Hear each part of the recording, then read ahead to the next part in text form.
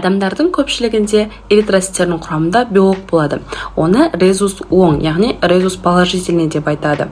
Ал басқа топ адамдарында бұл белок болмайды. Оны резус теріс, яғни резус отрицательный деп айтады.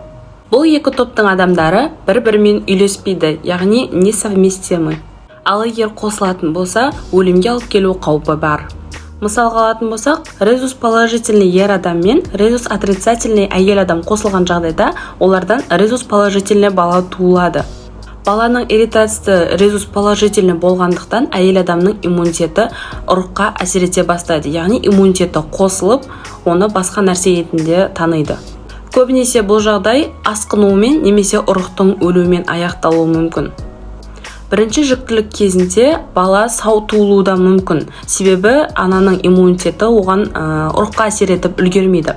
Бірақ екінші бала туылатын кезде ол міндетті түрде әсер етеді. Бұлардың барлығына негізінде дәрілері қарастырылған. Бірақ бұл асқынуларды болдырмау үшін ертерек тексеріліп ойланыңыздар.